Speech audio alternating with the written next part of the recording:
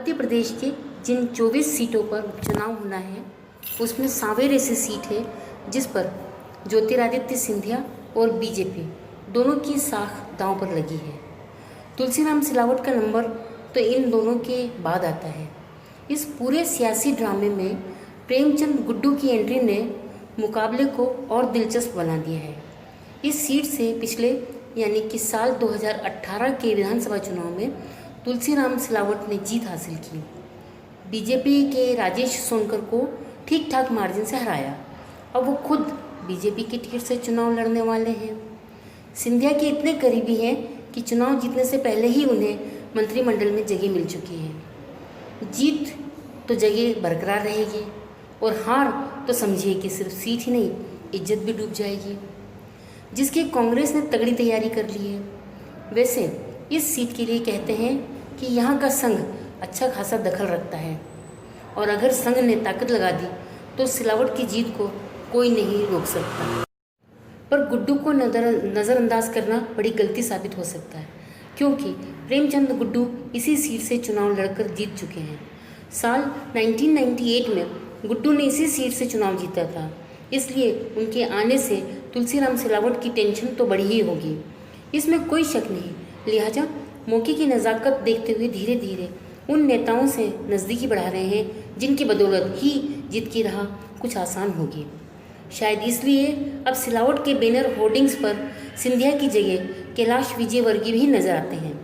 इन बदले हुए सियासी समीकरणों के बीच सांवेर में लंबे अरसे बाद ऐसा चुनाव होगा जिसमें सोनकर परिवार का भी कोई सदस्य बीजेपी या कांग्रेस से मुकाबले में नहीं होगा। सिलावट और गुड्डू के अलावा सोनकर परिवार ही यहां जीत दर्ज करवा पाया है। साल 2018 के विधानसभा चुनाव में कांग्रेस के टिकट से चुनाव लड़े तुलसीराम सिलावट 96,535 वोट हासिल किए, जबकि बीजेपी से खड़े हुए राजेश सोनकर को 93,590 वोट मिले। 2013 में मुकाबला इन्हीं दोनों के बीच था, बस नतीजे अलग थे। साल 2013 के उपचुनाव में सांवेर से राजेश सोनकर जीते थे, उन्हें 87,292 वोट मिले थे, जबकि तुलसीराम सिलावट को 69,709 वोट ही मिल सके थे।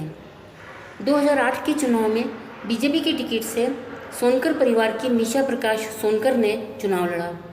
कांग्रेस से तुलसीराम सिलावट ही मैदान में थे। इस चुनाव में सिलावट को 58,812 वोट हासिल किए, जबकि निशा सोनकर को 15,295 वोट ही मिल पाए।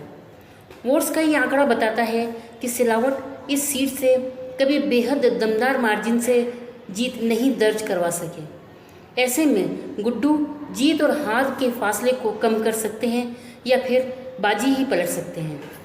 सांवेर विधानसभा क्षेत्र में 2,46,490 मतदाताओं ने अपने मतों का इस्तेमाल किया, जिसमें पुरुष मतदाताओं की संख्या 1,27,300 तो महिला मतदाताओं की संख्या 1,19,180 थी।